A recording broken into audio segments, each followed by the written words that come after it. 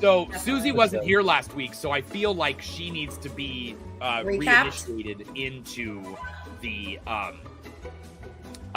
into what has happened, you know, and that we want you to be the first ones to buy the panties.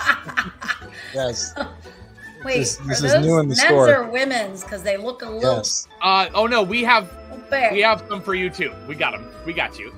What's the back look like? Because it's you know what? It's it real a small. G-string? I don't know. Yeah. This is the front and back of the panties for you. So Susie's gonna get the first pair. Yeah. They're selling fast. I'm sure. They are. I'm sure they are. Absolutely. They're Font absolutely panties. Font panties. Yeah. Font panties. Wow. It's just You still can't say it without laughing. just messed up. But she did mention panties, and I know that this is a big issue that we've been asked by the masses. It's an overwhelming requests for this, and we can't not we have to. So we are now debuting the Haunt Hour panties. These are more oh my god. We do have them in like men's a white as well. Oh, so look at that. See? Oh, Hanes. That's a good brand. It's a good brand. Hanes Haunt Hour. And for the ladies who are a little more risque, we of course have Of course.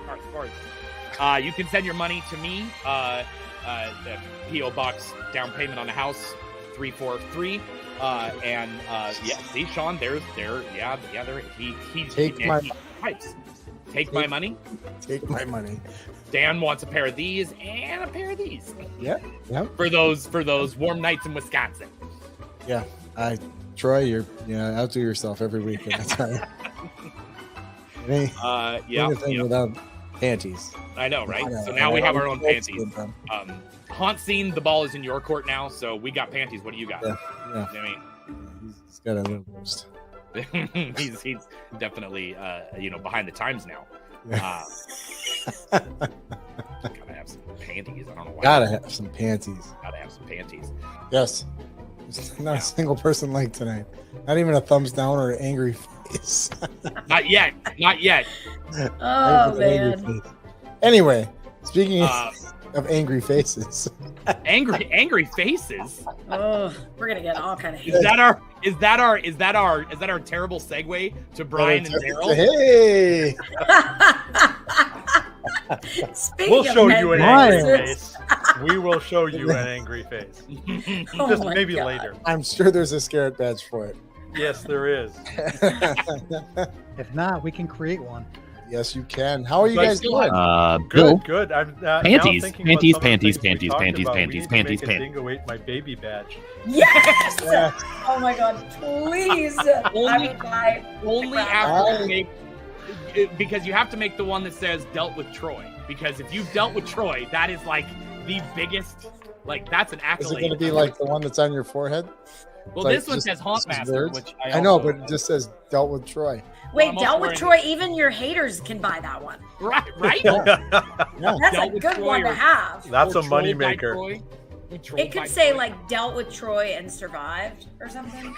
Just dealt with Troy. Just leave it out. Bill Bornder wears lacy panties. There's already a damn it Troy button out there, so. Dan's experienced some of our gorilla buttons, when we scared Kyle. Yes. Yep. Oh, yes. I guess I got some of those left over. They weren't. Are you saying they weren't hot sellers? We gave them away. Yeah. Oh, there you go. Just not to enough people. Yep. There you go. Otherwise, we're doing good. How's everybody here tonight? Fantastic. It's Tuesday night. Awesome. Dark outside. We're talking about scarlet badges. What more can we want? We're going to talk about I told them earlier, we're talking about everything. From when they were babies. All the way up to now. Yeah, first memories and stuff. We definitely have to cover all that. Wow. So Dan, why don't you start us off, Dan? Yeah. What? Well, when I was a baby. Yeah, Dan. Oh, jeez. A dingo ate me. A dingo ate me. A dingo ate me, and all that left were my panties. Damn it! I already took the picture down. Damn it. Was Fear PDX the one that you got kicked out of, Troy, for interviewing at the haunt? I did. I totally did because it was their Valentine's blackout haunt. Oh and my gosh. Brian still gives me crap about that now. He told me, he goes, yeah, you know, you can come on through, and I have a video camera, and he saw me with it, and he didn't say anything. About halfway through, like, his security guard goes, you have to take that, you have to leave. And I'm like, I don't want to say this, but, like, the security guard didn't know who I was, and I was like, you know who I am? And he's like, I'm no. Troy with Inside the Haunted Street. I did. I was like, Brian can see me. I'm looking at the camera up in the corner. I'm like, Brian, hi, get your goon off me. And he's like, we didn't know you were gonna like film live. We thought you were gonna do it not live. And I was like, well, it's a blackout haunt. Nobody can see me. People just wanted to hear me scream. Oh my gosh, so much fun. Yeah, so much fun. But you know, I mean, that is interesting that there's actually several more escape rooms in here than there are anything that has to do with haunted house. I thought I was in here. I'm upset now. It's okay, but I thought I was in here as Oregon Haunted Houses because they had something, you know, they had for home haunts in here too. You can put it down, so maybe they took those out. Maybe because I don't see any they other. Started making money with these websites. Yeah, so that's probably why is I didn't want to pay them money, and they're like, "You're out." I get it though. Gone. Yeah. Got to appreciate where you're at. Yeah, midways are tough. This video is from our first one at the other location. It's one of our. So do you like who is helping you build all of this? Do you have a lot of the actors and locals helping you, or is it a lot of just you? Who's on your team? And where do you source your materials? So, right. Yeah, we actually building our first major one in 2021 is scary because wood was astronomically expensive. Well, it's Tuesday night and it's the Haunt Hour. Welcome. Tonight, it's brought to you by Haunt Collective. All right, here's your hat trick of hosts for the Haunt Hour. Suzie Fleesick, she's swell and has all her teeth. And Troy Crivellone, he's moving on up. And Dan Doble, who's getting 5 minutes in the box for high sticking.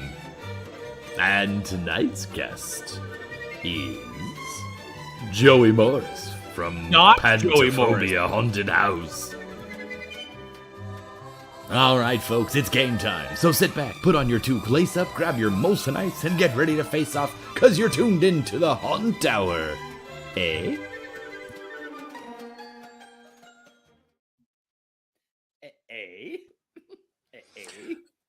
Troy, there's something wrong with our cameras. Why was that a mistake? Why was that a question? Why, Yeah. Do you really want to be here?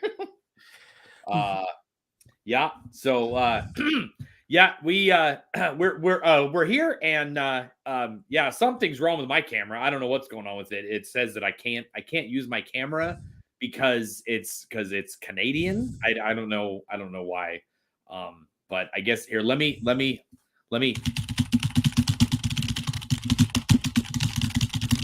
trying to hack the mainframe here.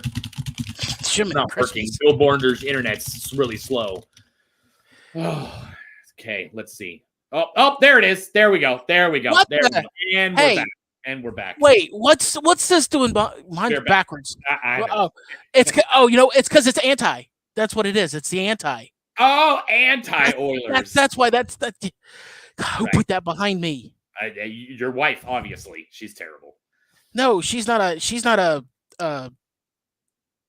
Canadian fan. A hockey fan? Oh, she's a hockey fan. She's a hockey fan. So just so Cody sees it, I'm loud and proud. So for all of you folks out there in Facebook land that don't, I don't know why it's doing earlier before the show started. All this black stuff back here was not there. It was real nice earlier. I don't know why it's getting worse. It's probably because it's Oilers and it's got oil all over it. Yeah, I don't know. It's because it's Canadian. It looked amazing before the show started. But I am in Dallas, Texas, as everybody knows, and I sillily bet Cody K-Fish from Nightmare on the greatest name street ever, Azkaban. I think I just say it.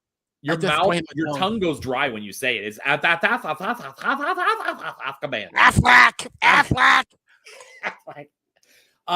And he has an amazing home haunt up there. I've actually been there, and I sillily bet him that the Dallas Stars will win. Now, granted, the Dallas Stars had won like every game previous to this series and was doing really good, and now they lost, and it lost in pretty terrible fashion. We did not play well at all.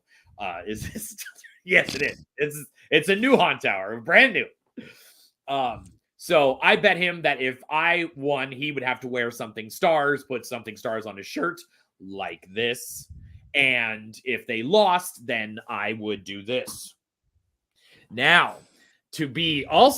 I did this behind me because, you know, I'm a great loser. But I bet another fan of ours, Grant McDonald, who is also an Edmonton Oilers fan, along with Hugh and Therese from Rutherford Manor as well. Pretty much anybody that lives in Edmonton is an Oilers fan. If you're not, you just don't live there anymore. But I bet him that if the Stars won, he would have to put a Stars flag in his home haunt all of October. And so guess who has to put an Oilers flag in my home haunt, in my graveyard all month long? This guy. So I'm gonna get one of those little garden flags that, you know, it's like 11 inches or whatever, and you know, put it in my yard. So it'll I will, because I'm a man of my word, I will put a light on it as well so that people can see it. And I'll probably get in trouble by the neighbors, but whatever. So awesome bets between friends, because friends are awesome. And my stupid screen, it did not do this before. It's really annoying me. It looked really great before we went on. But yes, of course, I will take pictures after the show. I will take pictures of me. I had an orange shirt on because Edmonton Oilers obviously are orange and blue and white. I had an orange shirt on, but it did something weird to this screen even more than this. So when I'm done, I will go out and take the official bet picture of me wearing something with Oilers on it. So that was the main bet. But I love me some Cody and his haunt, and some Grant and some Oilers. And actually, I love the Oilers anyways. I love I have a lot of friends up there, and so I'm not.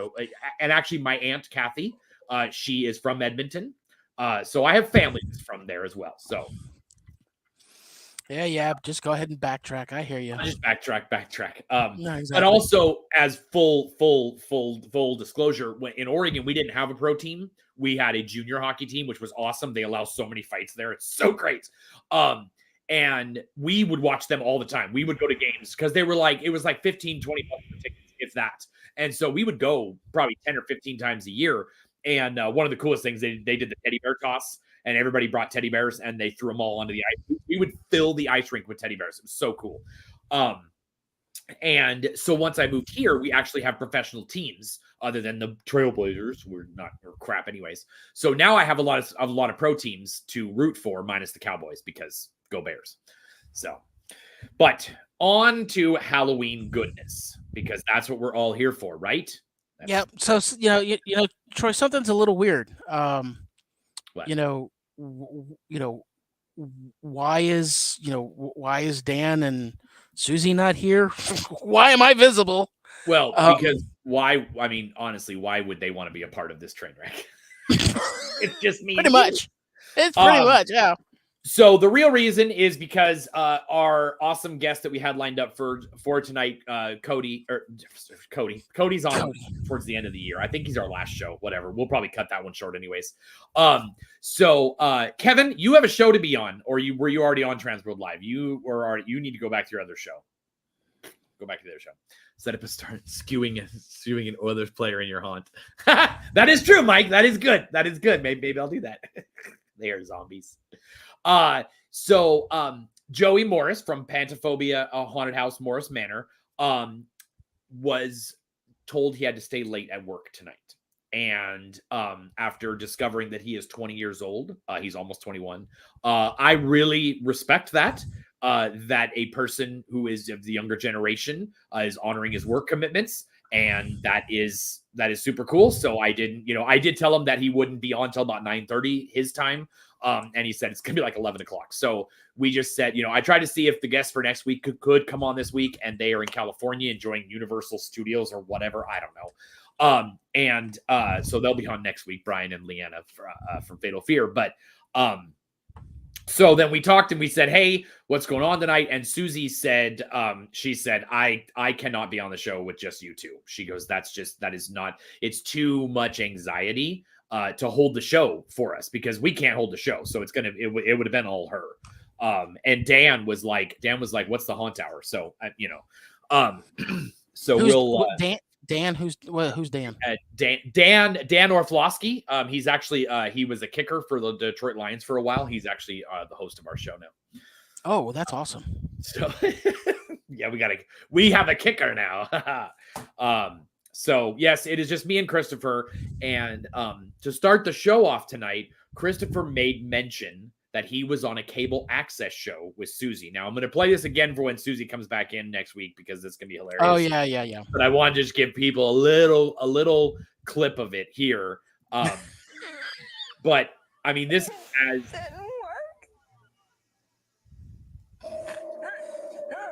I'm sorry there, youngin'. I didn't see you standing there. Oh, what are you crying for? Such a pretty face. What was that, 20 years ago, Christopher? Longer than that, man. It's probably about 20 years, yeah. About 20 years ago. Dominique, one of our people watching on YouTube, she'll know this. So this was a local access channel in Pennsylvania that did horror films at night, right? Yeah, we did. It was kind of like Dinner and a Movie. So, we had a show, and then we showed like B-rated horror movies with it.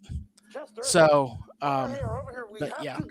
And now you are on another show, right? Yep, I'm on another show. I'm playing a very similar character. Haven't really filmed anything probably in about a year or so. But we all do it, because of COVID and everything. Right. And they still film it up in Pennsylvania. Yeah, I don't know about that, Dom. I don't know about that, D. But yeah, no. So it's a very similar concept, except instead of the host being the spooky specter, it's Calico. Good gosh, I can't even remember Calico Jack, and he's a pirate. And so now, instead of me taking care of a castle, now I'm taking care of an island. So hey, it's the old man taking care of the island, and damn it, so right. But yeah, so, and it's the same. It's the same director from Fright Night Friday that's doing Dead and Buried Treasures. Got it. Okay. Nice. So, if you have cable access TV, if you still have a TV that gets that stuff from the rabbit ears or whatever, maybe you could catch that. But he does it on YouTube, doesn't he? A lot of it is on YouTube, but YouTube has gotten really strict because, certain movies are still copyrighted. Right. And so they have to go into, I think it's called free use. Oh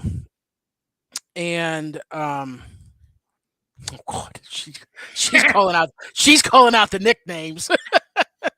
Victor Elders, CK. Yep. Yep, exactly. Yeah, there's a long story behind that nickname. So, that's on the second hour of Haunt Tower. That's gonna be that. Yeah. No, it's not.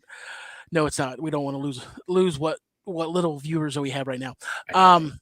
So, but yeah, no. So, what was I saying? I forget now. That you can't see the movies on there because of YouTube's. Yeah, so YouTube has gotten really strict, and even though something is classified as free use, YouTube is still flagging it. Right. And so there's other platforms that he's going to be posting it on. But there's a lot of the channels as well that we do when we showcase the the show, there's a lot of different local cable stations that will show it, and you can see it online and stuff like that as well. So unfortunately, you caught me off guard. You caught me off guard, so I wasn't prepared for this. See, you never know what I'll ask you. Do you think that the inconsistency of the episodes being on and on, being on is detrimental to it? It can be, yes. But it's not like we're not showing episodes. We're still showing the episodes. Oh, it's just he's got like 4 seasons of the episodes. So it's not like we don't have anything to show. Okay. But he's just, nothing yet. No. Okay. Yeah. Okay. Well, all right. Well, I think that we'll. I have some new intros for the thing. So here we go.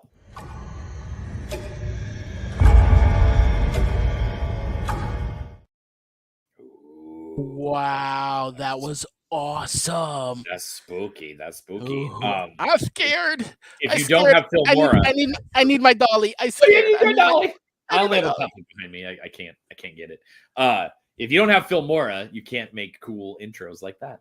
I know. Well, okay, you could, but not as easily as we do. So we do have plenty of cool news right now. The Chamber Bowl, like we talked about last week with Robert, is underway. And we do currently have going on. Let's see. We've got, let's see if we can just get this. They need to make the graphic bigger. I need to talk to Robert about that. So Waldorf Estate of Fear beat Greystone Manor, which is both of those are near to my heart because Waldorf's on our tours and Greystone Manor is like an hour from me. And Twin Oaks Manor, which is run by Michael and Tiffany Scalberg, also who run the Texas Haunted Convention. They beat Hidden Screams, which is Robert's haunt. Haunted Majestic beat the Haunted Horror. I think I can't read it; it's too small. But next up, right now, you can vote on the Chamber of Haunters web or on their Facebook page. Takes you to a little form on there. You can vote for the Bone Cemetery versus Bat City Scaregrounds, which again, Bat City Scaregrounds in Texas, and they are on our tours as well. So that's another Texas haunt. And tomorrow you can vote for Fatal Fear Haunted House, another Texas haunt. It's a home haunt, but they're going bigger next year. Versus Crawford School of Terror, which is Susie's haunt. So by next Tuesday, we will know. I think actually by Thursday afternoon, we'll know if Crawford moves on. That's tough. That's tough for me. And I've already asked to speak to the manager about this because putting up Fatal Fear, who's going to be on our show next week, versus Crawford, who's on our show every week. Who decided this? Was this random number generated? Because if it wasn't, I think this is all an attack on me because how am I supposed to vote for that? I can't make it bigger. That's as big as it is. Zoom in? You can't zoom in? Oh God, okay, let's see if I zoom. I mean, I could zoom in a little bit, but it just makes it kind of pixelated. But so there you go. We can actually see then it does that. There we go. That's as big as I can go. 200%. So that's the Hayride of Horror, lost to the Haunted Majestic. I have actually never heard of either of those, so I'm going to check those out. But Bone Cemetery, I've not heard about either, so I'm going to check them out too. Wait, what was that? What was that comment? It went away so fast. Enhance. Just kidding. I'm. You know what? I'm growing my hair out so I can get the Karen Bob. It's going to take me about 8 years to get the hair to grow out. But, Troy, do you remember what my job is here? My job is the comment moderator. I'm the one that's supposed to be doing all this. So when you put something up, why are you talking about older women? What? That's why I don't. That's why I have to watch you. Hey, I'm not even on that screen. I'm reading on the screen that you have. But every day on the Chamber of Haunters web on their Facebook page, you will see 2 nominees come up. You will click on a little link on there, and it'll take you to a form. You just click one of the 2 radio buttons and hit submit. There's no emails, no signups, no nothing, and away it goes. And I can also see that he has Adobe stock behind this picture, so I think he may need somebody who knows how to do graphics to make them a better Chamber Bowl thing here. So I might get on that for them. but yeah, so Chamber Bowl is going strong. The next bit of news is, I got to make this smaller now. Terror in the Corn, which we all know is going to reload in front of my face, is a awesome haunted house in Colorado, just north of Denver, ran by Michael Edwards and Bart Butler. And one of my bucket listers. Oh, it's absolutely. And I'm a little bit closer now, and it's definitely on my bucket list for sure to get up there. They have a new comic book. And it's not only going to be because, like, somebody in another comment thread said, well, other haunts have done comic books before, and that's true. But this one's actually going to be done for the general public. The other ones have only ever been offered at the haunts, given away as prize, things or whatever, or given away with VIP tickets, whatever. But they have some pretty cool people who have that are involved with it. You have Joshua Viola, Shirley Jackson. Artist Juan Samu, and lettering by Tom Napolitano, who did Batman. So obviously you've got Nightmares Unhinged, Star Wars, Star Trek, Batman, Spawn, and the cover was done by Rue Morgue. So there's a standard edition. There's a Crimson Noir, which will be kind of like Sin City was, how that movie was black and white and really cool.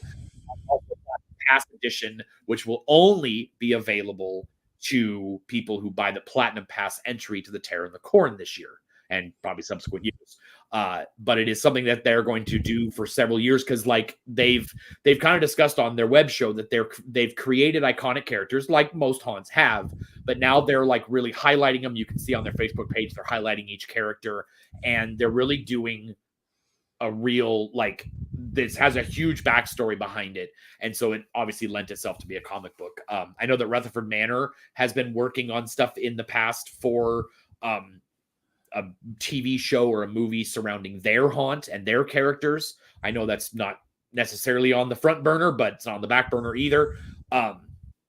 So if you're in Colorado this year, you can go and you can get the Platinum Pass edition, but otherwise look for this on comic book shelves everywhere.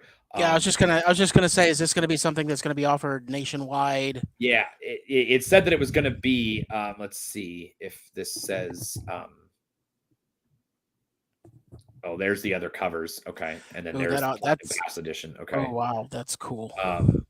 It's got a lot of great looks on it. It does not say when it will be available.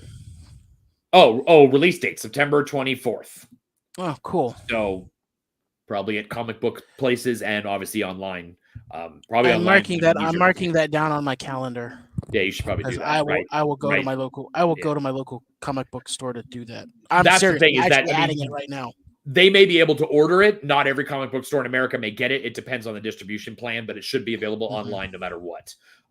So you can check that out if you're into that. Obviously, I'm going to get my own copy because I love everything Michael and Bart do. So there's that. Also, not that me and Christopher were joking around today. Not that we ever don't do this. And he sent me this picture or this website of these deco slides that you can make custom slides for only $34 with your own, all these different variants. You can do all different kinds of patterns and stuff. So then I said, well, obviously to go with the Haunties, we need to have Haunt Hour slides, of course, right? Yeah, of course, sure.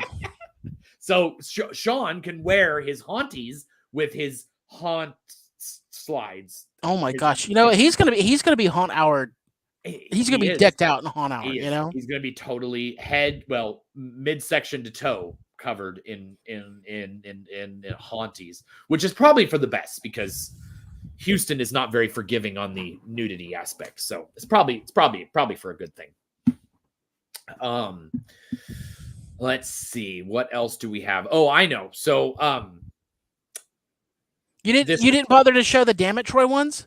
Come on, man. Oh, I'd have to convert them to PDF because this stupid StreamYard service only lets me do PDF, so I'd have to do it really fast. But just imagine those same slides with a Damn It Troy circle on it. I know, I failed again. Sorry. Yeah. Should have been more prepared. Just blame it on the drink. Blame it on the fact that I just did this show in like 5 minutes before we started the show.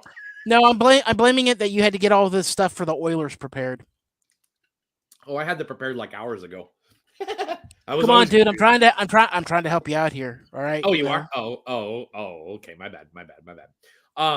So a bit of more actually, the next few things are kind of serious. So pay attention, people. Okay.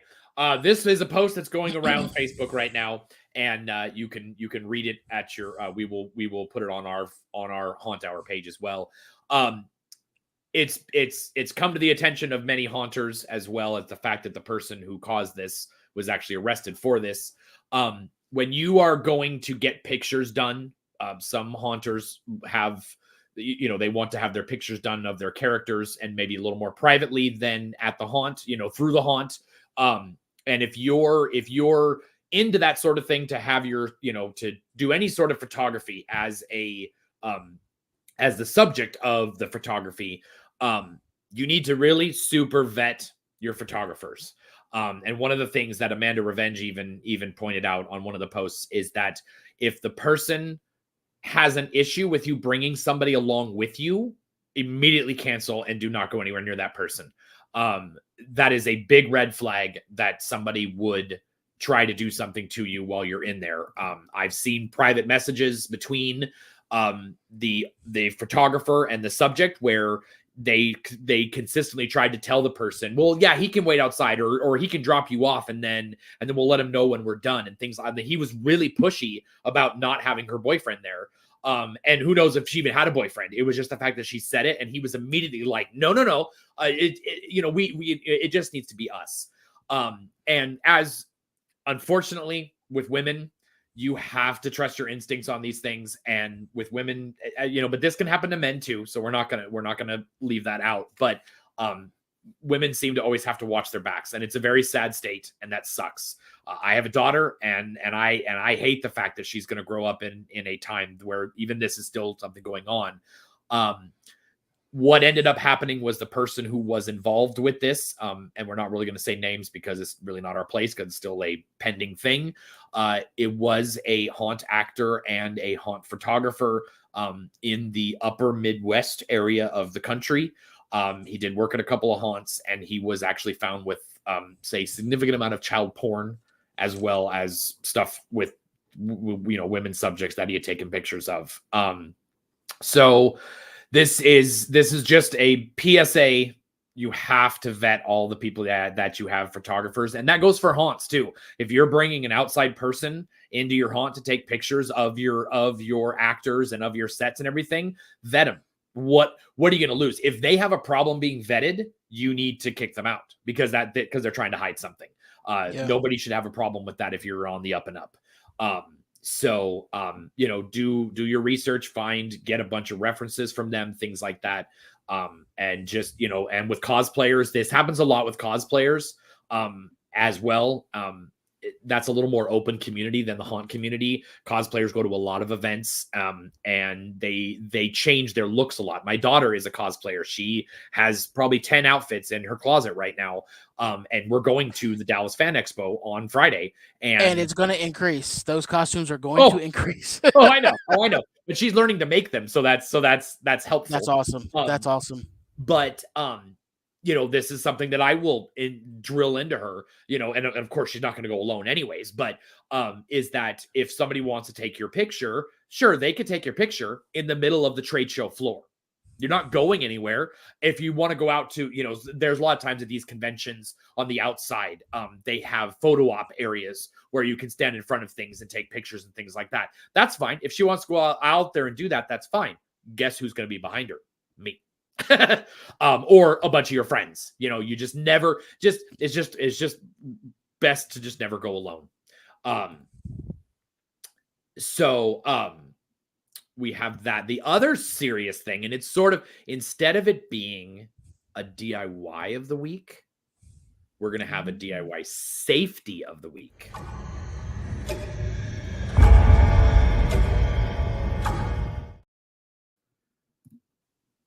So transition. It can't. Oh, I got to pause this. Stupid video. Hold on. Stupid ads. So there was a haunt in, why did it do? Oh, there it is. There's a haunt in Indiana that actually had a little fire the other day, and it was caused by oily rags left in a bucket, left out. These oily rags had stain on them, and they spontaneously combusted. And I remembered last year, Anthony Powers, a friend of mine here in Texas, runs Cyclone Signs. He actually had a fire in one of his buckets, and he forgot to make sure they were in a bucket full of water. When I saw this post, I went out in my backyard. My daughter and I had just gotten done corpsing skeletons. We had a bunch of paper towels with stain on them in an orange Home Depot bucket sitting outside in Oregon in the summer in like 100-degree heat. And I immediately put a bunch of water in it, and I left that water in there for days. And we actually corpsed some the next day, and I put those rags in there as well. I actually found a YouTube video that was on that thing.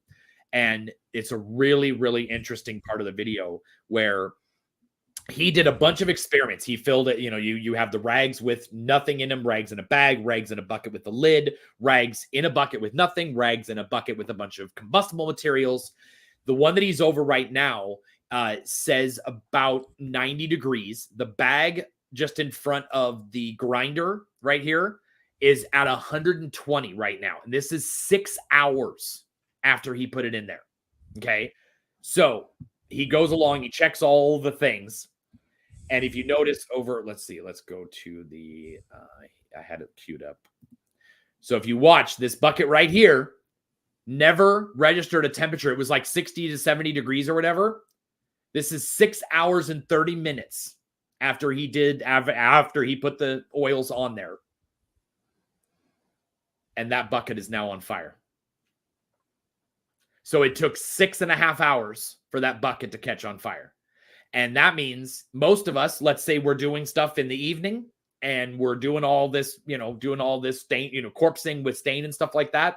And you put your stuff in a bucket. By the time 1 or 2 a.m. rolls around, your shop is on fire. And you're dead asleep, So this is, we all have used stain. We've all used stain. We've all used the rags. So it's not like something like this is not out of the haunt industry.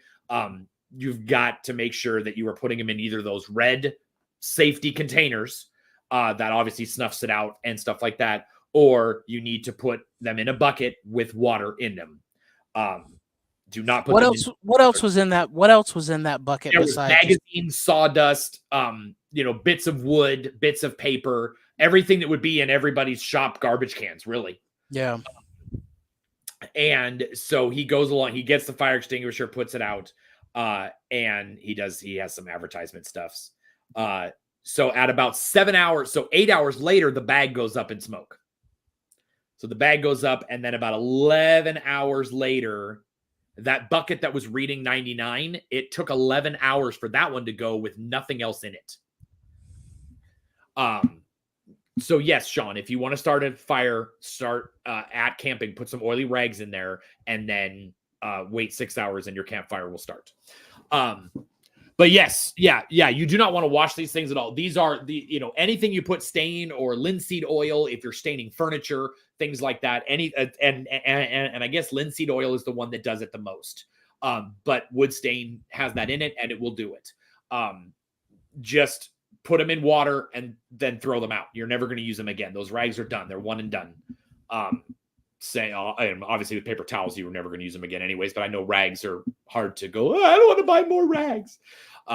So gosh, look at the bucket melting. it did. Later on in the video, he actually shows about an hour after this, he goes back outside and both the bag and that garbage can are back on fire again. And the bag is, and the, let's see, because he goes, yeah. So now they're both on fire again after they've been fire extinguished as well. Both of those had fire extinguisher on them and reignited about 12.5 hours later. So don't put baby in the corner. Don't do it. Yeah.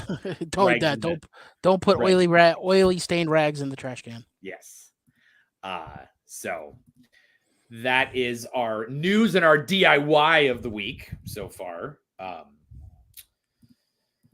Let's see. I know that Christopher, why don't you talk to us about your experiences at the Carolina Fear Fest? Oh yeah, so Carolina Fear Fest, that was 2 weeks ago, Memorial Day weekend. No, last weekend, right? Yeah, it was last weekend. Last weekend? No. It was 2 weekends ago. So, anyways, Memorial Day weekend, Carolina Fear Fest out in Raleigh, North Carolina. Lots of different actors and actresses there. Guests. I of course vended there. I personally did not do very well. I mean, I made enough to break even. I sold a couple of the piranha plants that I made, or the Audrey 2s, and funny thing, they're actually going into Lake Hickory haunts in Hickory, North Carolina. So my stuff is going to be in a pro haunt. So the two fly traps are on either side of the middle one, the left one and the right one. Those are going to be at Carolina, or at Lake Hickory haunts in Hickory, North Carolina, in their new greenhouse scene that they're making. So they bought those, sold a peekaboo bear, sold just one of my other little regular bears and some candles and stuff like that. A pair of my cosplay horns and such. So it was, like I said, it was enough to kind of break even. But I enjoyed myself. It was, I had a lot of fun while I was there. And, a lot of the vendors that were there that I spoke with said that they felt that the attendance was a little lighter than it has been. And we've always done it on Memorial Day weekend. Right. But it just seemed like this one was a little more, not as well attended as others have been in the past. So a lot of vendors were like, it's kind of been, I don't know if I'm coming back next year or what, but I think in my personal opinion, I think what I had there wasn't the right market for it. People were there looking for the horror collectibles, like the posters and the Funko Pops, and they wanted all that stuff that was there for the celebrity panel that we had. So they could go up and they could, get them signed, or T-shirts or something like that, So, like I said, me personally, I think what I had was not the right market for it. So I think I'm just going to stick to Halloween conventions. But like I said, I mean, there are a lot of people walking around dressed up in costume, for some of the costume contests that we had. They were really good costumes. So, all right. So this this video, it looks like it's from last year. Oh, because it's last year? Oh. this is last year. No, because, it's 2021. Never mind. Bye. Or 21. Yeah. I'm done. They typically put the celebrities in the middle of the venue. This year they put them all the way in the back. And one of the reasons was a lot of vendors complained because you have all of your celebrities in the middle. The people they come to the celebrities, and then they leave. They don't really go back into the back where the rest of the vendors were. Oh, okay. So this year they put all of the celebrities in the back and on the sides, yeah. And that way everybody had to move through. But again, a lot of the people were there most likely for the celebrities. So they just walked past everybody, did the thing at the celebrity, and then walked out. Or they might have stopped at a couple of places on the way out the door and, back up to the front and stuff like that. So, so it's, it was, I can't say that it was a huge success. For me, it wasn't a huge success as a vendor, but I did get to go walk around. A lot of great vendors that were there, a lot of, cool things to look at. But I don't think I'm going to go. I don't think I'm going to do it as a vendor next year. And I may not even go as an attendee, because I've been doing it for 5 years. And, but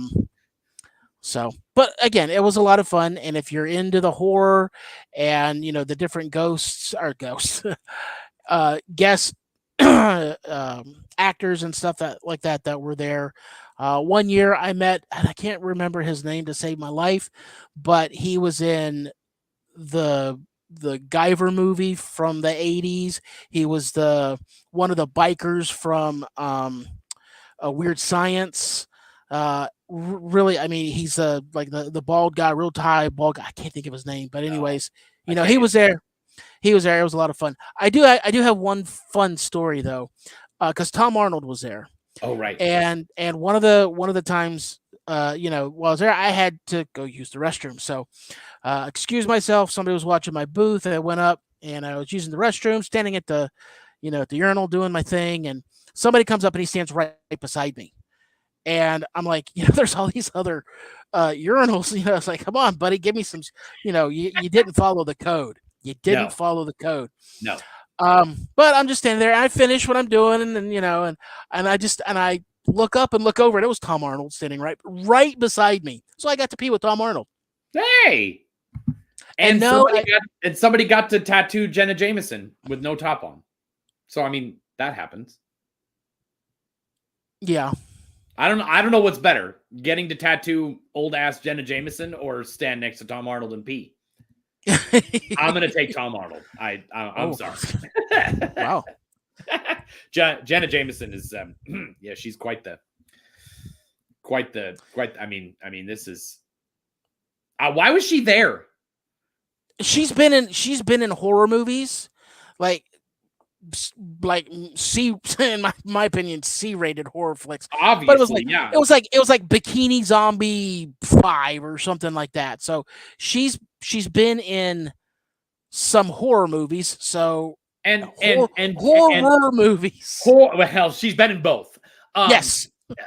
Why didn't you get this hotel room, Christopher? Because I plainly see a diamond encrusted telephone right there next to her butt. I don't think that's a hotel room anywhere. First off, that hotel looks too tall to be in anywhere in this area, because our hotels. North Carolina? No. Yeah, our hotels are not that tall. Number one. And number two, I'm local. Why have the expense of a hotel? If I didn't see the fact that he was tattooing her on the other post, I would think that this looks fake, because you can see like the lines around it, where I'm assuming that's where maybe some bandages were or something like that, but it looks weird. But yeah, she nasty. Okay, so yeah, we have to explain your wrist rocket there. Yeah, now I don't have one on this one, but I should be wearing it. I have carpal tunnel. You have the beginnings of carpal tunnel. I have the beginnings. I have the beginnings of carpal tunnel.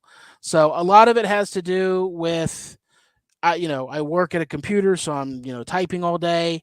I also, with a lot of the haunt stuff that I build, I'm twisting and turning and stuff.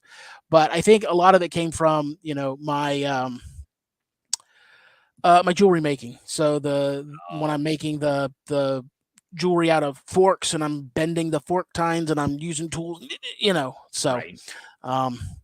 Yeah, I think that's where it's come from. But yeah, so I'm actually scheduling an appointment to go see a doctor, hopefully before the end of the week. But yeah, I'm going to go ahead and wear the braces, but I don't have one on this one. This one isn't as bad as this one, so. So we also have basic, let's see. So this one.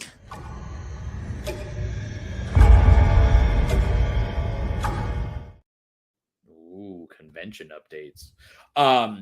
This weekend is MHC up in Chicago, Rosemont, right next to the airport. Lots of awesome things going on there. Why are you talking like you're from Minnesota? I mean, it's a Northern Illinois thing. People like Bill don't understand, because Bill's a Southern Illinoiser, so he doesn't understand there is an accent up there that he just doesn't get. I've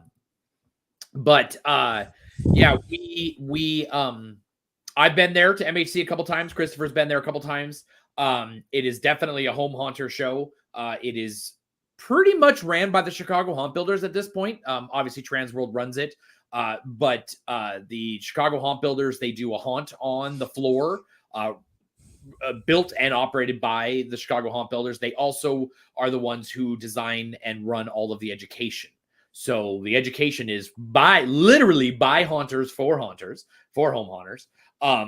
And a lot of the vendors bring a lot of not necessarily lower priced items, but that's really what it is. It's a lot of lower priced items than you would see at Transworld. I know Ghost Ride is notorious for bringing large containers of cast-offs. They do a bunch of molds of hands, and 5 of them come with only 3 fingers. I don't care. I'll take that thing for $15 all day long. So they, I know the year that I was there, they literally at like 9 or it was like 10:15. They just announced over the loudspeaker or announced over their thing that at 10:15 they were dumping the bin, and they literally dumped the bin into this big old tray table on the floor, and people it was pigs to a trough. Everybody ran to it. It was empty in 10 minutes. It was awesome. They did it like each day a couple of times. And I know that, many of the vendors bring lots of cash and carry stuff. And I know one year Fright Props did where they sent, in my opinion, it was very dumb. They brought a bunch of their one-off stuff, their discontinued stuff, their returns.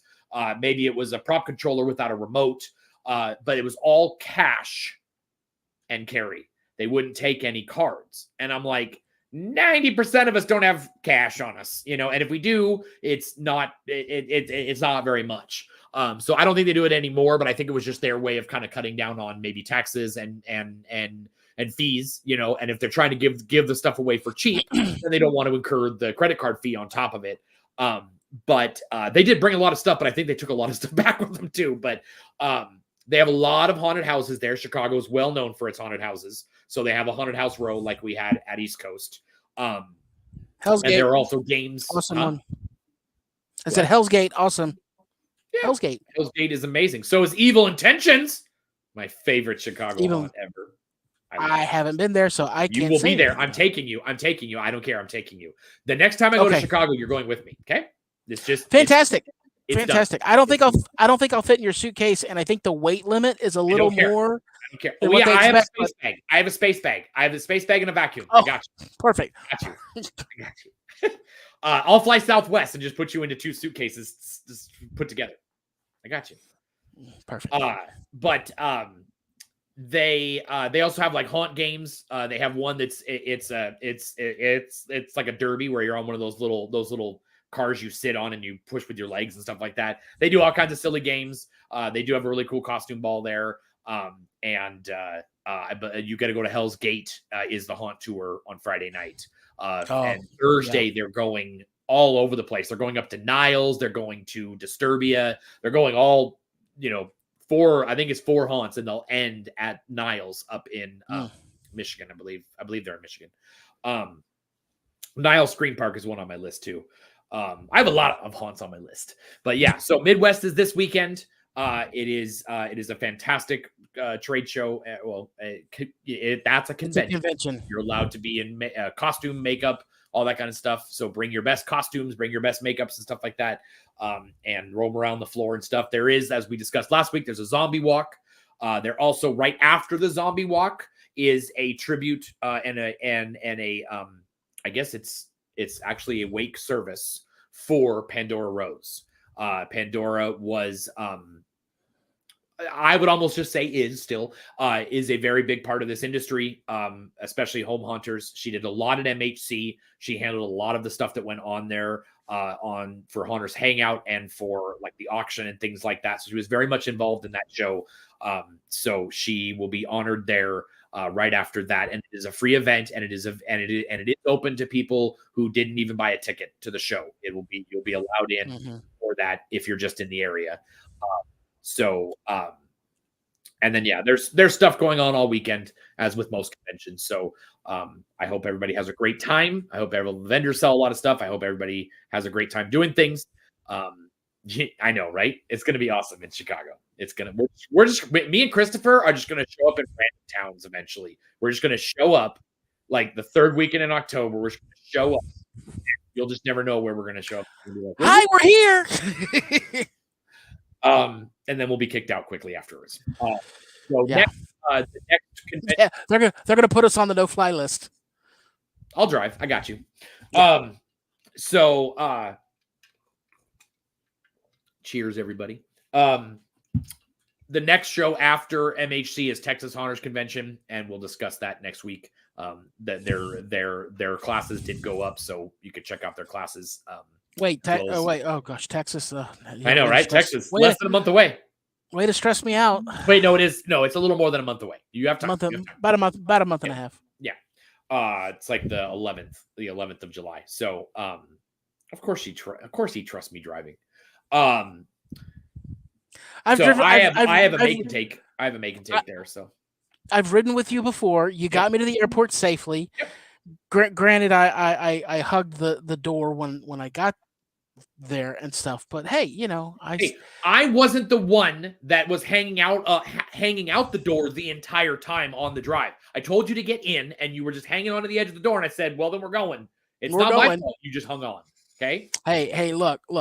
After riding with you in Oregon, I know who I would rather drive or ride with, and I will plead the fifth on that, but he won't be named. What? That's so rude. Nope. No, I'll be there too. I'll be there too on the 11th without Christopher. He can find his own way to the convention. Hey, I have GPS. No, Mesquite's closed. Sorry. So let's see. I think fine. I'll just go to the rodeo. There you go. You can go to the rodeo next door, and you can go to the rodeo while you're at Texas Honors Convention. This will be probably the last year you can go to the rodeo during that convention. So, but we're also having go-karts. But we'll talk about that next week because next week we can discuss Texas. But right now we have some updates on the award show, correct? Yes, we do. Sure. I have been frantically working for the last 30 minutes prior to the show starting to start. He's a very hard worker. Well, I thought about it and I was like, oh shit, we can just talk about this. And then I was like, wait, I haven't done it yet. Ken from On More Manor actually asked me about it the other day. That I'm starting to put all of the videos that were submitted into their categories on YouTube. So you can go onto our Home Hunter Award Show YouTube page and you can see the playlist for 2023 are in there now. I have a few more to add. I'll do those tonight. But we have display, static, motor, pneumatic, walkthrough, haunt cycled, and modified up already. And some of these you'll see, like the best static prop only has 10 videos. We had like 15 or 16 entries, but either they were set to that they had content for kids, or they were not set to YouTube. They were sent to us via Dropbox or Google Drive or things like that. I can't put those on here. If they're set to kids, that the content is made for kids, I cannot put it in a playlist. So it's not that I didn't want to put your video in here, and there may actually be some winners that did not get their winner, their thing put in here. But every one of these categories has about 10 to 15 videos that are not in here because of different things. But we also kept we're not, I didn't put all the videos in. So we will update that after the award show is over. We will put all the other ones in here as well. It's fun to watch these videos if you want to go back and watch some of these. It also will give you some tips of how to film your stuff this year, and preferably by turning your phone sideways. Look at that. It's even on the green screen. It's sideways. Sideways phone. Turn it this way. It's really easy.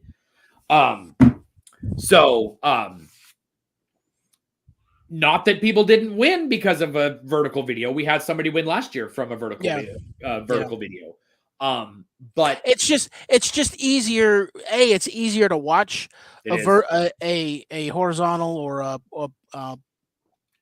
landscape video on a computer screen. If you're, obviously if you're watching it on a phone, yeah, you want the portrait. All of our judges are watching it on a computer or laptop. Yeah, exactly. Yeah. But also, and as we've stated this before, when you film with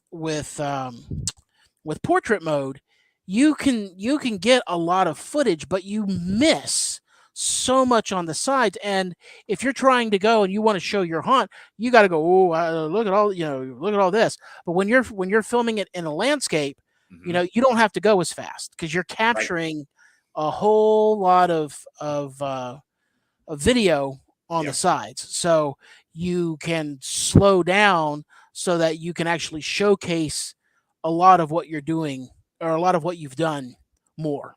Yeah. So, yeah. I actually noticed with my Google Pixel, I was taking video of thunderstorms because that's like my favorite thing to do now. And oh God, now he's going to become a storm chaser. Oh, I am. Oh, dude, I am. As soon as probably by next spring, I'm gonna go drive after some of these because I'm super excited about this. But I noticed that when I was doing video this way, it was just letting me move across, and the video was going with me. It wasn't slowing down at all. When I went to landscape mode, I noticed that the video quality changed a little bit, but it also slowed down. Even though I was going like this, the video was going like this. It was going much slower because it was capturing the stuff in better definition and stuff like that. So it was really eye-opening to see that it actually does film differently. But it won't work on TikTok. What won't work on TikTok? He's talking about it. He's talking about if you do it in landscape mode, it doesn't work on TikTok. But I just said you film for both. Basically, you just make two videos. You do one for TikTok, and that's your TikTok, that's your Instagram. That might even be one for your Facebook. But then you do another video, and you do it landscape. And that's the one that you can use for Facebook. That's the one that you can use to upload to YouTube and stuff like that. So. Well, yeah, I make two videos. I make one for TikTok, and then if I'm going to show it on Facebook or if I'm going to put it on a YouTube video, I'll film it. I'll film a second one. Yeah,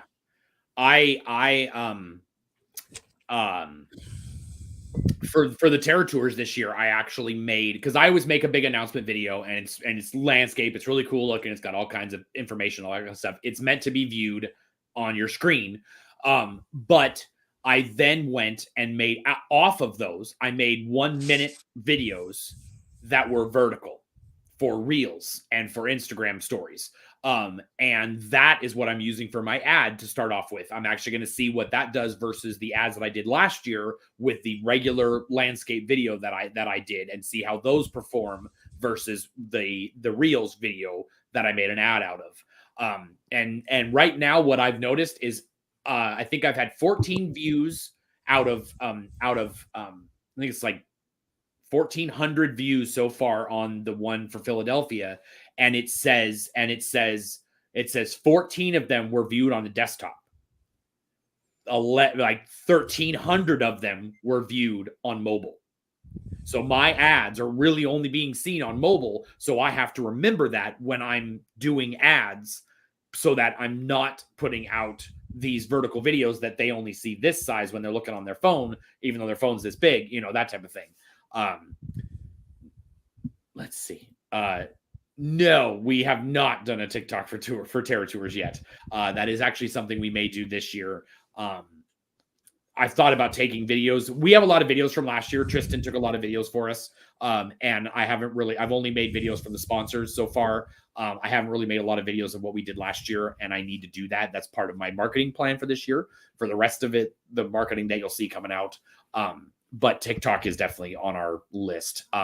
Also, we're watching the fact that TikTok might get banned, so I don't want to put a lot of effort into it if it's not gonna be around. But we do notice that the majority of our traffic for Terror Tours comes through Facebook. But I'm actually going to look at ads on YouTube this year. But yes, DJ Fright, you did make the list on here because you set your video to public or to not for kids. So yes, you can go onto our YouTube page and you can view all that. What we're doing right now in regards to the actual show being filmed. We have our presenters. All the judging is done. And the presenters are getting their videos together to us. We've already gotten several of them back. And they're awesome. I'm blown away great. every time by what these people do, because one of the things that we do is we tell people what they're presenting and what just a little tiny script. Say these are the nominees for best static prop are, and the winner is, and we tell them who the winner is. We give them the video so they can watch the video so they can kind of comment things like that. And then that's it. And we say whatever you want to do is up to you. We leave because we're haunters. I don't within really within reason. I don't want you going and submitting it to your, submitting me your OnlyFans stuff. Okay, I do, but I'll use that privately. Hey. This is a family show. Yeah. No, it's not. I think. Oh yeah. Okay. Hugh and Therese. That's right. have Sean's here. asked Sorry. to be on there, and they said you can do it however you want on their show. And that's really what we're doing, is that we're leaving it up to the creativity of the haunters to make these awesome videos. Like last year we had David Gentry on there, and he made the skeleton that moved and did all the awesome stuff. And you saw it on the American Fright Fight on ABC. That was the first time that robot, because it's not just a skeleton, was ever seen. And he finished it for our show. And just blew us away that he would go to those type of lengths to do something for 5 minutes on an award show. So we love every single presenter that we have go on here. Some of them do just in their garage or something like that. And some of them put a lot of effort into it. Some of them put just regular effort, and it's all awesome. But you know what we're gonna do for next year, right? What are we doing next year? Well, we're gonna get a couple of those animatronics from Chamber of Souls, and we're gonna program them, and they're just gonna host the show for us. So it's gonna be Troy and Christopher, animatronics. So instead of puppets, we're animatronics. Yeah, exactly. We've evolved. Got it. Exactly. We're so gonna evolve. If we even suggested that to John and Lynn, they would absolutely go, "Oh yeah, let's do it." Because John would be like, "Yeah, that sounds awesome." Yeah. No jump scares. You're a jump scare, Sean. So, and then me and Christopher are getting together this week. He said he was only available tonight, but I'm going to make him available another night to get together to finalize all of the scripts and everything for our parts of it. And we are going to film that, and it will be done filming because we'll have to probably do a little bit of it when he comes here in Texas in the beginning of July. So we will finish that in July. I'm shooting for the end of July, the beginning of August. Don't obviously hold us to it, but I'm going to do it because I'm going to get a bunch of the editing done before you come. That's my goal. Troy. What? It will reach the Gen Z because it'll be immersive. It'll be immersive. It better be immersive, and it better have a storyline. That's the thing. We are playing right into that guy's hand because our award show is all about a storyline. It's a 3 or 4 year storyline we got going. Yeah, exactly. Exactly. Well, I'm a genius like that, I'm a genius like that. The storyline was all Christopher's idea. It's all Christopher's, and we've ran with it every year, and it's been great. It's been fun. We are not out of the woods yet. I will put it that way. I will say that I took my inspiration from Captain Drake. No, there you go. So that's what's going on so far with the award show. Sean, will you be ready? They'll be filming in Texas. No, we're not going to film at Texas. We're going to film in our own houses, in my house actually, or somewhere. Yeah. So, but I think do any of our awesome, because I don't viewers. Do any of our viewers? Because we don't have. We're not going to do the question of the week because that'll be for next week. We're not going to do the haunting means because we already know what it means to us. It means Oilers. Woo, go Oilers. Troy, you don't have to do that anymore. Cody already said your wager has been fulfilled, so you don't have to do that anymore. Okay. There you go. Perfect. There we go. Well, that's still okay. It's still okay. It's not the Hurricanes. It's not the Hurricanes, but they only made it to the second round. So I was gonna say they're on their couch. So that's no, cute. they're not on their couch. They're either in their country playing championship hockey for them, like in Russia or or they're out on the golf course. The golf and course. Maybe if you were on a cruise. I can't play golf. You can't play golf when you get here? I can't play golf. Can you drive a go-kart though with that? Yeah. Well, I'll take it off for that. Yeah. And I was gonna say, if I have to play a round of golf with you, Troy, I will take this off and I will suffer through the pain. Dude, I have a round of golf already paid for, ready to go when you and Bill get here. If Bill doesn't get here on time, it may be you and me that goes play golf when you get here. Sweet. We'll see. And I suck. Go Bears. That's right. Does anybody have anything they want to talk about or any questions they have for us? We don't really have a whole lot more to really talk about. We were just gonna kind of, because this show is kind of impromptu and we wanted to get some news out of there, but you don't want to. Kevin, these go-karts are 60-mile-an-hour go-karts. Like, oh God, I'm gonna kill myself. Oh yeah, you have to wear a helmet with the sock on it and everything. And it's these guys they were out there last weekend. They had the trailers with their go-karts in them, and like it's a championship track that we're gonna be on. So it's a big deal. Remind me after the show. I have a question about that. Okay. About the go-karts. Okay. But does anybody have any questions or things they want to talk about that's in the chat? Well, I can even send you the link and you can come on the video for a few minutes if you want. But oh no, we don't want that. We'll wait for a minute or two here. But yeah, Christopher, do you have anything else? You're getting ready for Texas. I'm getting ready for Texas. I'm in the process right now. I've got like an assembly line going of plants. Mm-hmm. So I want so I'm making a bunch of plants for Texas, and I've got a few more things, and she might be coming with me, but I don't know. I'm kind of partial to her. So, but I've still got some. I'm kind of partial to her. She might not be a for sale item. We are talking about your plant, not your wife, right? I wasn't talking about the wife. Oh, you were talking about the wife? Oh, okay. No, I wasn't. Yeah, you better not, because you can't sell her. I'm sorry.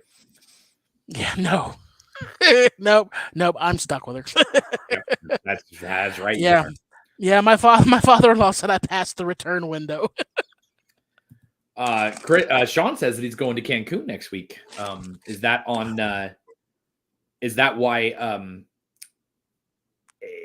part of the prisoner relocation program that you're going to be out there? It's not Portland. No, James Winton from Haunt Shirts just went to Portland for his real job in the automotive industry. James Winton went there, and he showed me a picture of in the airport. They have the No Drama Llama, where if you're feeling anxious in the airport, you can pet a llama, because that's Portland. But the reason you would feel anxious in the airport is because of the fact that you just went through Portland, which you probably dodged some bullets, homeless people, pee, garbage, all kinds of crap. And let's see, why Haunted Mansion is the greatest haunted house ever. Well, did you busker? I don't know who that is. It's not the greatest haunted house ever. I mean, it's just. Oh yeah, it is. It's simple. I actually have a video of Dan Doble talking about the greatest haunt ever in America, and it was Rocky Point. That's what I was told, and that's what he's been told, that is the greatest haunted house ever created in America is Rocky Point Haunted House. The good old Rocky Point. The Haunted Mansion is a ride. It's a ride. Okay. But no, I don't care if you make Haunted Mansion stuff. It's just not for me. And I think anybody that makes Haunted Mansion stuff is very very talented, and you're awesome. And that just means I don't have to do it. See, there you go. It's like vegetarians. More bacon for me. Thank you. That's all there is to it. So, I have not learned, Sean. I have not.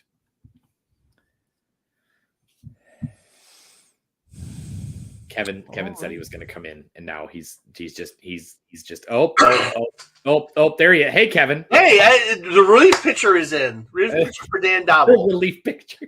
I just got so jazzed about the other show, I had to join yours. Yeah.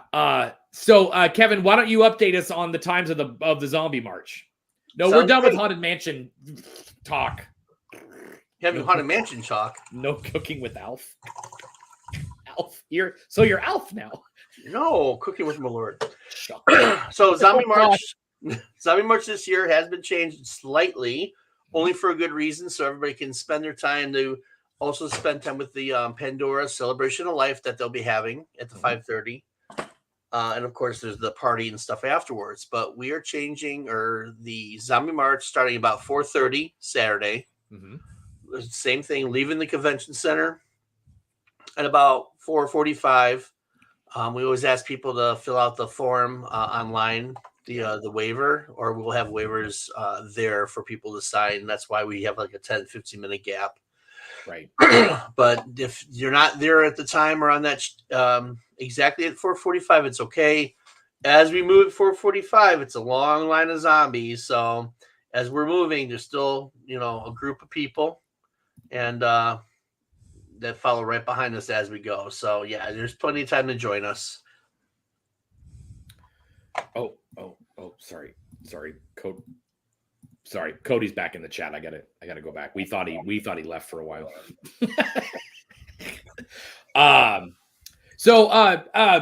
Kevin. Yes. I heard that you were cheating on us and that you were over at the Trans World Live show, which I'm a pretty big fan of Nicole and Chris. But how was that experience compared to the awesome hospitality and welcome gifts that we gave you to be on the Haunt Tower?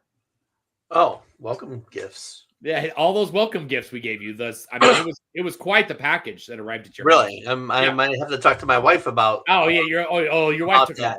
I'm sure to see where those it was welcome gifts had gone to. Candies and charcuterie stuff. Wait, Kevin is going to talk to his wife about your package, Troy. Yeah, that's why everybody comes to the Haunt Tower. Exactly. Well, Slanks was on there too. So come on, how can I not be on a show with Slanks? So you wanted to upstage Slanks? No, I want to introduce I don't think that happens. I was the lead-in. I wanted to, talk about zombies and then bring it on to a much bigger group, which was the Chicago Haunt Builders. Right. I was the opener act, you could say. Bask in the glow of the Slanks. Exactly. Yeah, exactly. Yeah. I hear you. Jim Slanker is an amazing guy. I do love him. And now he's retired, which means he's going to be around everywhere, all the time. Everywhere. Yeah, he's just going to walk around. He's going to be at the booth. I think he's at the booth right now. I think he broke into the convention center. He's just kind of camped out where the booth's supposed to be. So I'm pretty sure. Yep. But, I'm of the idea that I think eventually MHC is literally going to be ran by the Chicago Haunt Builders, like fully. Like it'll be financed by Trans World, but it's just going to be you guys. Well, they do have a nice little corner. They have a little walk through the haunt and everything, so all supplied by CHB members from their Make and Takes, which they just had one last Sunday. Their first one of the year. You saw the photos? It was insane. I saw that because they did. Slank has been doing amazing stuff with that. Him help organizing everything and talking to people. Yeah, if you find that photo of the boxes, bring that up because that was one of the most impressive photos next to the examples of the animatronics they were building that day. So they bought kits from Spider Hill, and people had an option to build one of, I think, 3, maybe 4 different props, different style of props. And so, of course, the money, it's a group build, so it's a group purchase, which means when you order en masse and, bulk orders, it gets a little cheaper and the prices get better. So that's another reason why, the CHB members are such there. Or was that the packages I was supposed to get from Troy? I don't know. No, that's the Haunt Tower welcome package right there. Is that what it was? I missed that. We got to talk to Slanks why I didn't. Sorry, I went to Jim's house. My bad. Wrong address. But not only for those that purchased and that made their own, animatronic, it's just also the members that just show up to talk and hang out and do whatever, But if that's not something to tell you of a group build, I don't know what is. I mean, they volunteered, Jim and a few other volunteers. There's the examples of what they were making that day, and you could have one, or you were making one of those many different styles. So that is absolutely cool. So the group build is not just learning to build one thing. If you already did one of those prior in a different year, like 1 year we did the shovel, and then years later they did the animatronic leaning shovel, and then added the broom to it. So there's a little variety for those that had been members for a while and thought they wanted a little variety in their yard display or home haunts. How much was like the kit for the guy standing up behind the pumpkin guy, the guy doing the back and forth? That one, we can double check. It might take me a while. So Christopher, you need to take over for a second. I got a whole, because like the Spider Hill Prop Works, if you don't know who they are, this guy who has been making this stuff, and he's super quiet about it too. Like he barely even has a website. Like it's just a website. It's not a very, like, it's not fancy. And he makes these awesome mechanics for haunters to use that do all these different up and down and left and right. They're just simple motors, but they have a really robust like plate with them and stuff like that. A really good mounting system. He gives you the brackets for certain different parts. I mean, you can build these whole bodies like that from his kits, and all you have to do is get the PVC. And it's just, Spider Hill Prop Works is probably one of the coolest companies out there that makes simple home haunter animated motors, basically. That's my Cauldron Creep witch that I made uses the Spider Hill Prop Works, because one of the things that I love about it is not only does he give you all of the instructions on how to build those, the moving skeleton or the moving framework with using his products, but it gives you the ability to make the bends in the elbows or in the knees or in the neck, and not have to worry about, okay, now I need to heat up the PVC and bend it in a certain way. Right. One of the things I had a problem with a long time ago when I was first started making my Cauldron Creep was I would put the PVC into just a standard PVC connection, and I would glue it in there, but then I wanted to bend it kind of at the shoulder joint, and it would heat up the joint and the glue inside, and the pipe would just fall out. So using a lot of what he does for the joints made the build of my Cauldron Creep a lot easier. So okay, so that was the Watchman that you were talking about earlier. Charlie. Yeah. As the group build, the Watchman was considered 125.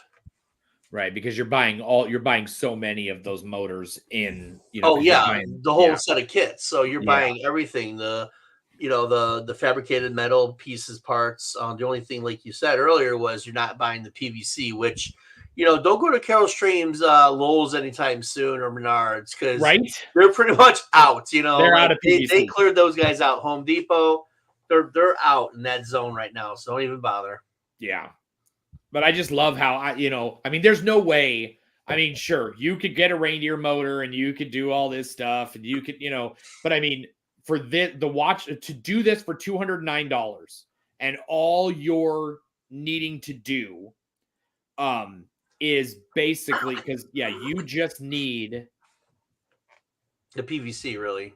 Just they have the joints. So what you will need. Oh no. I think this comes. I'm reading it really quick because it says what you'll need to build. What will I need to build this kit? 1 wood base. All the screws and hardware are included. Height of the kit is about 6 feet tall. No, this does come with the PVC. Oh, okay. But that makes it an even better deal if it comes with the PVC. Because I can remember when I bought the first couple of things, it didn't include the PVC. No, and there's a basic kit for cheaper, but I think it's only like $190 for the basic one. It's $205 for the other one.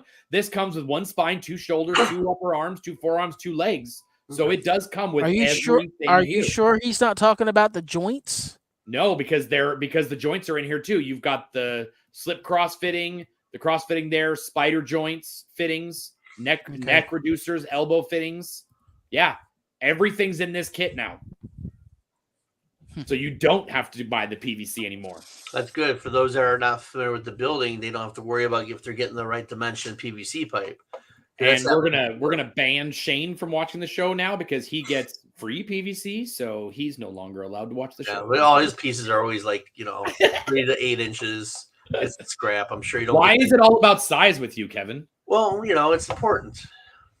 Oh, that reminds me. I need to go to Lowe's tomorrow because I need to buy some more PVC connectors. Yeah, there you go. But yeah, this Spider Hill Prop Works literally has. I mean, and he's got just the hardware itself. So if you want to buy your own motorized mechanisms, the wiper motor stuff, lighting and power supplies, you can get that all from them. And then he actually like Kevin said, he's got all the different kits. All the instructions of how to do all these, things. So we've been trying to ask Spider Hill Prop Works. I think he was at Transworld. I can't remember if I ended up seeing him there, but I know that we've asked him to come to shows for a while, and he doesn't really need to because everybody buys stuff from him anyways. Oh yeah, he does usually a good display and a good booth. It's a higher. People see the props and the mechanisms. Yeah. So I think he was at. Dumpster dive at construction sites. I already dumpster dive at Spirit, man. You're gonna have me out there all day, every day, man. That's I actually do, because where I live and where I work, they're both communities that are growing a lot with these houses, with these housing developments. But the problem is they take all of that, and I see stacks of insulation foam there too. And what they do is because they're building so many houses in so many different spots, these same builders will take all the scrap. Because if they cut off a 3-inch piece of PVC off of a 6-inch piece, they're going to need that 3-inch piece for the next house. So they don't have a lot of scrap with the PVC out here, anyways. Yeah, see, it's completely different here because I can go to any type of construction site and I'll talk to the foreman.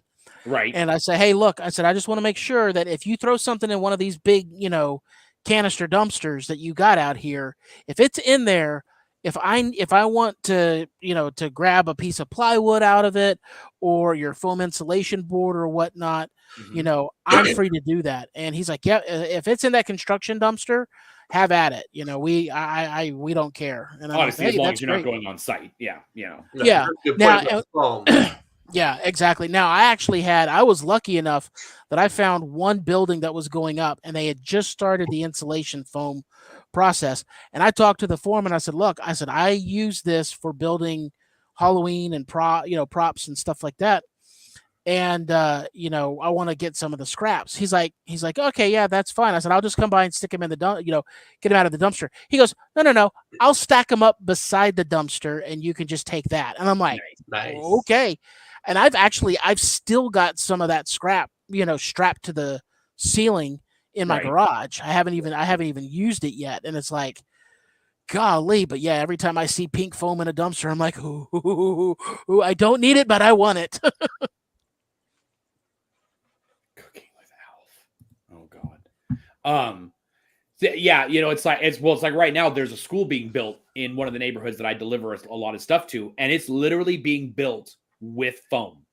Like they have the skeleton of the steel around it, and then they have these blue foam panels that are there's several parts to them and everything. It looks really cool. And the entire outside of the building has been covered in this blue foam, it's like a teal color. But it's got grooves for all the different parts, and it's got grooves for pipes already in them and things like that. It's really cool how they're building stuff with that now. And of course they have it all right along the fence, but it's not anything I can use because it's already grooved out and glued together different pieces and different designs and stuff. But I've seen a few, because it gets windy here, and I've seen a few construction sites where that foam goes flying, and I'm like, can I go get that? Like I think I can at that point. Yeah, if it's 2 blocks over, you might as well. Right. So, but yeah, one of the things, Roland Pickens, he runs a home haunt here in Dallas. He went around the other day, and because we've had lots of storms here, almost every day there's been a thunderstorm. Today is so far, fingers crossed, is the first day in like a week and a half that we haven't had a thunderstorm in the evening. And the last one blew through where he lives, and it knocked over a bunch of fences. So he loaded up his truck 2 times with fence panels, and they're all old, so they're perfect for the sides of walk-through haunts. They're perfect. He's bringing me a couple of them because I'm going to make mini coffins with them, like 3-foot tall coffins. I made some at my old home haunt before I left with scrap wood that I wanted to get rid of before I moved. And so I got a bunch of it in the backyard already. He's going to bring me a couple more. So when you have storms, go drive around neighborhoods and see if people have put out fence panels, because that's creepy stuff. You can cut those up and put them on windows and things like that and make it look real, put them up on doors as, as like the bracings for, zombie stuff. And, so yeah, obviously construction sites and storm damage is good places to get stuff for haunt building. Mm-hmm. Look at us being beacons of information. It reminds me, I have a bottle of something to bring when I visit you guys, when I visit you in Texas. What's the bottle of, Kevin? It's back here. And by the way, does it start with a letter M? Sure do. Oh darn! Kevin left us. That's so weird. Darn. That's so weird. He must have bad Chicago internet over there. I guess, yeah. Yeah, it's so horrible. This Malort. Sean said that he would like you to play some Haunted Mansion on your organ. That organ is gutted on the inside. Yeah, unfortunately, it does not work anymore. I did gut it to get it into the house because that would have weighed so much more. Sorry. And probably gone through the floor if I did not gut the internals out. I have a question for Sean. I know he's still watching because he just said Texas whiskey, so he's obviously drinking. Are you bringing a costume this year to the Texas Haunters Convention, or are you going just as Sean? He's better just packing, not he's going as Haunt Hour's biggest fan. That's what he's gonna go at. Yeah, that's kind of been done. So I don't know why Sean would do something. Oh yeah, we already did the fan club. Awesome. Yeah, we already did the fan club. So let's see what Sean posts at, because I know that isn't it the 3 of? Oh, he says nope. He's going. He knows. He's going as Sean, Troy's biggest fan. No costume. Hey, Sean, if you want, you can borrow my I Heart Mr. Unicorn shirt. Yeah. And I'll even bring a unicorn for you, and you can carry that around with you. Yeah. You can be a Mr. Unicorn fan. I think Sean should actually just borrow the Mr. Unicorn outfit. Oh yeah, hey, that would work. It's up in the attic, ready to go. A little taller, but I think it'll fit him. Been there, done that. Or Sean, you can go onto that website that we got all of our Hawaiian shirts and just put my face all over it. You can just nobody wants one of those. Just the Haunt Tower logo all over it. There you go. But yes, the 3 of us are making a costume together, and it's going to be awesome. So that's I guess we haven't talked about it on here because the 3 of us haven't been on this chat and together like this. But yes, the 3 of us are making a group costume, and Bill is super upset about it because we keep talking about it like it's going to be the biggest thing ever to hit the haunt industry in a million years. And of course, we're playing that up because it's fun to do that. But Bill is super upset. And so he hates that we continually bring it up. We have to wow. We need to wow him, is what he basically. Oh yeah. We have to wow him. Yeah, you have to wow me. I need to be floored to see your costumes the way you're talking about it. I'm like, okay, fine. Oh, so he's gonna be so he's gonna be drinking beers in the lobby with Caitlin and Nathan. So he's gonna be the lobby judge of the costumes versus the judging. And that's what you could do, Sean. You could be a judge for the costume contest. There, that's a good point. You could be. I don't know if they've already selected their judges. They usually don't until close to it. They never know who's actually going to come and actually going to stay and show up. That's why me and Christopher were alternates last year, because they knew that we were going to be there and we were going to actually show up, have our own awards. No, yes. That's actually a good idea. I mean, because Sean he was a winner, right? Yeah. Yeah. I mean, why not? Well, that's what we do with our award show. The winners can't enter, so then they become presenters or, things like that. So the lobby awards. We have to join the lobby awards with Sean and everybody else. Me and Jim Erickson are going to do a costume next year. That's going to be kind of in that vein of the lobby awards. So I'll just leave it at that. But it's going to be hilarious. We are going to need scaffolding, which is weird. But I am very jazzed about that. Oh, he was not. He did not. Thanks for bringing it up, Kevin. He was not. I'm sorry. Because your costume really fucking. I mean, I'm sorry. I think his was costume awesome. Was very. I think impressive. It was too advanced for the judges. I think it was insane. No, it really was. He created his own stilts and welded them. Learned to weld, and then made his own stilts, and then made the entire costume. I was blown away that he didn't win. I'll just put it this way. There are changes coming to the costume contest this year. I will just leave it at that. Oh, yeah, the Tooth Fairy. Yeah, I was super excited about seeing that win. No. Okay, pass. Hard pass. Sorry, but... Yep. It may have been the fact that it was a Krampus, not... And there are haunters out there. I'm not one of them who thinks that Krampus is not Halloween. There is a place for Krampus in Halloween. It is much more of a Christmas Halloween thing. So if you're going to do a Christmas haunt, things like that, but it is the evil side of Halloween or of Christmas. For a costume contest because to be fair, Jim and Troy won for Three Amigos at a Halloween convention. Was not Halloween related at all. So it should that should not be a factor in it. And if it was, then that was wrong. Yeah, and Troy. Well, because it was a costume, right? But costume, yeah. There was another Krampus the year before that won, and that may have been the issue too. Yeah, but I mean, I'm on the like I said, I'm on the side of it's a costume, and what do you wear on Halloween? You wear a costume. So we will be disgruntled with you. All right, I'm gonna be in the lobby disgruntled crew pre-gaming with Sean. Pre-gaming, yeah.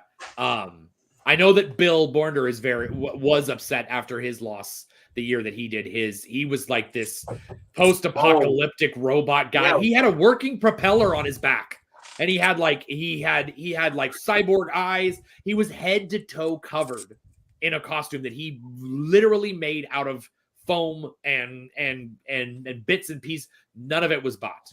None of it was bought. It was all made just like all of his props that he makes for Minecraft creations. It was all amazing, and he lost to a birthday cake. Yeah, a birthday cake, which you can still see the appendages, the arms, and the head of the individual. I'll drink beer. You drink. And Bill was totally covered. So I mean, I was not there that year, but I did see the pictures, and I did see the costume because he does wear it every once in a while at his haunts. He'll walk out into the line with that costume on, and it's still interesting. So the detail. Costume contest to me, I mean, I'm after this year because we're putting so much effort into this year. After this year, I can care less if costume contests exist. They've become, I don't know if they become a popularity contest, but they've become an issue at almost every show because just like what happened, two people who did amazing stuff didn't win over things that were obviously not up to the level of who lost. And there were plenty of people who entered these contests that did not have good costumes, but it's tough on the presenter or on the promoters of the conventions to put these things on because it is a damned if you do, damned if you don't, no winner situation because everybody's going to hate that they didn't win. They're going to think they deserve to win. And then the ones who won will be like, yeah, I won when they probably thought they weren't. But it's one of the reasons that Dead with Dave stopped doing the award show for, the Dead with Dave awards is because people who lost would message him and call him and say, dude, my haunt was way better than that, way better than this, and blah, blah, blah, or my prop was better. And they would get mad at him, like legit mad that their thing didn't win. We haven't had that happen to us yet because I forgot to mention it. We have 6 new people who have never won awards before. They've won this year. 6 out of 10 are brand new winners. 4 of them I didn't even know existed. I think, well, actually all 6 of them I didn't know. And they were first time enters too.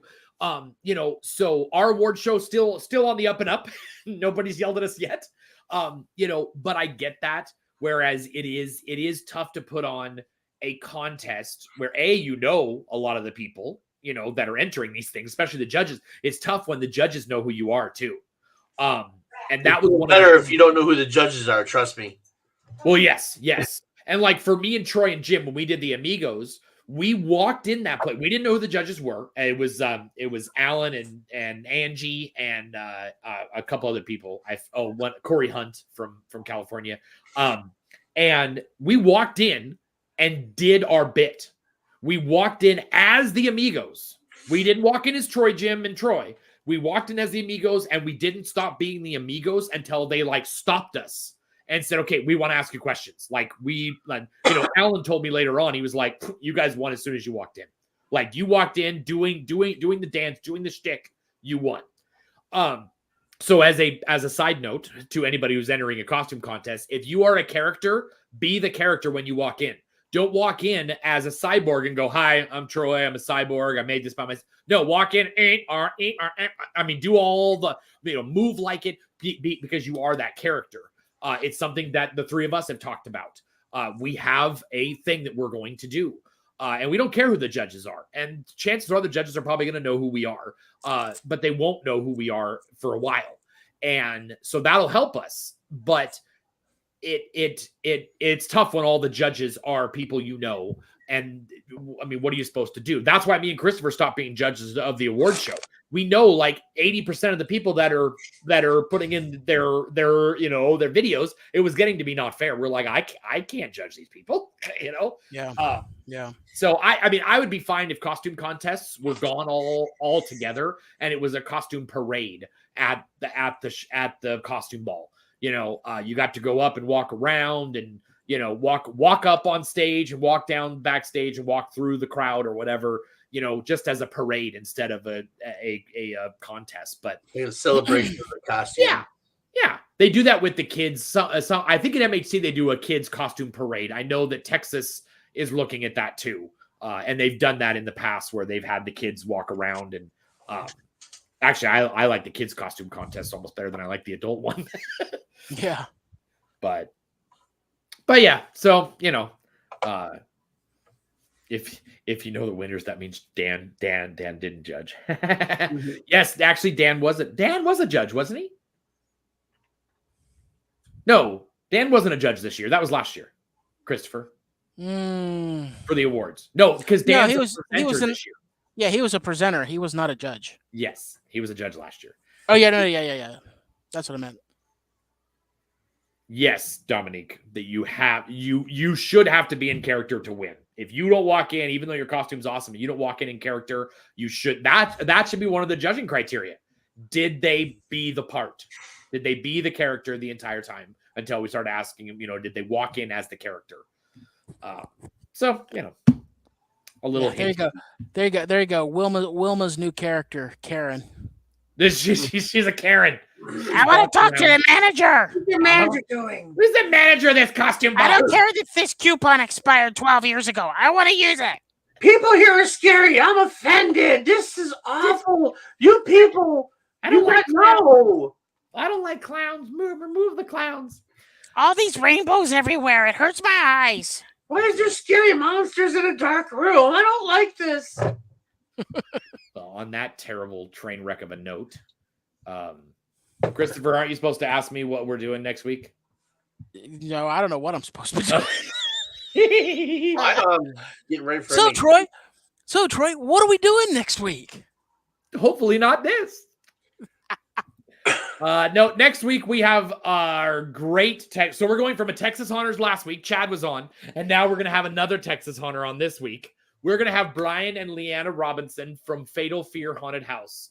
It is a home haunt that takes donation money that is in Austin, Texas. And I will put it this way.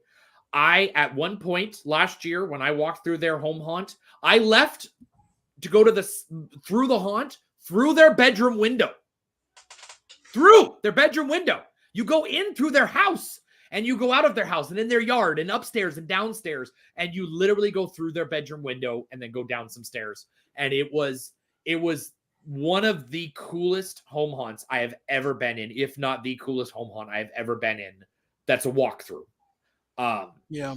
It's just amazing. And so, but they are not doing one this year, but they're going to move to a new, they are working on getting a new location this year so that they can do it bigger and better, but still retain the home haunter aspect of it and the levels, because they go up and down. You will still be walking up and down stairs. That's one of their calling cards of their haunt. So we will show you all kinds of amazing things they've done.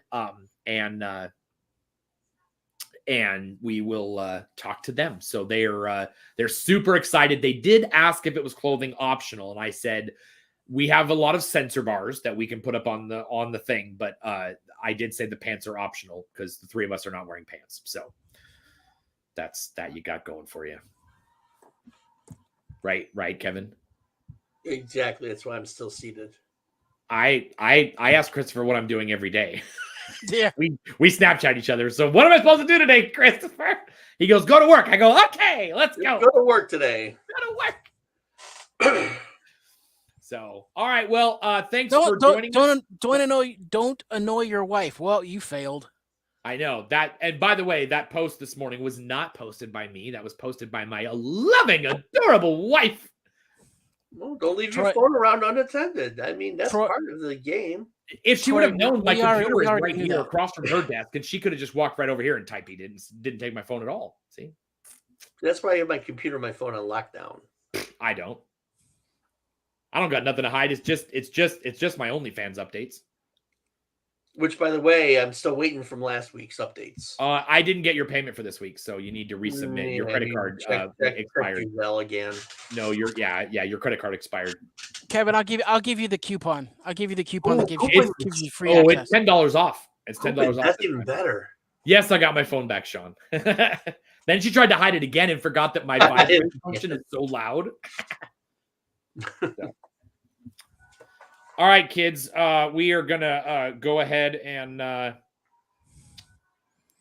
call this train wreck. Call this train wreck done. Call this train wreck done. Well, I'm happy to be part of this. This was well. That's why it went completely off the rails and became a dumpster fire. No, because I saw the white flag in the background. That's right. Let's see. We got to go. Oh yeah, I've got to go back to the. Oh, you know what? Actually, I'm just gonna go. There we go. Now that's better. Just Texas. So, all right, well, folks, thank you for joining us on this terrible show that we try to prevent for. Sean, you can't even see it. This was a lot of alcohol. I don't know where it is. There it is. Dominique hasn't watched enough of our shows to know this was a train wreck. No, but she's talked to me enough to know that it usually is. That's true. If it's me and you, for sure. So. All right, kids. If you enjoyed this episode, please like and subscribe. If you didn't, please take it up with the manager. His name is Dan Doble, and he'd love to hear your feedback. So we will check all of you guys out next week on Tuesday, same time, with guest Brian and Leanna Robinson. If you have feedback, my name is Antonio. It's good to be here. Antonio Bixaki, my Lord Connoisseur. Malort to the Guide to the Stars. And to the cicadas. Or to what Troy had referred to cicadas one time when he first saw them. Tree snakes? Tree rattlesnakes? Snakes. There were snakes in those motherfucking trees. Snakes in those trees.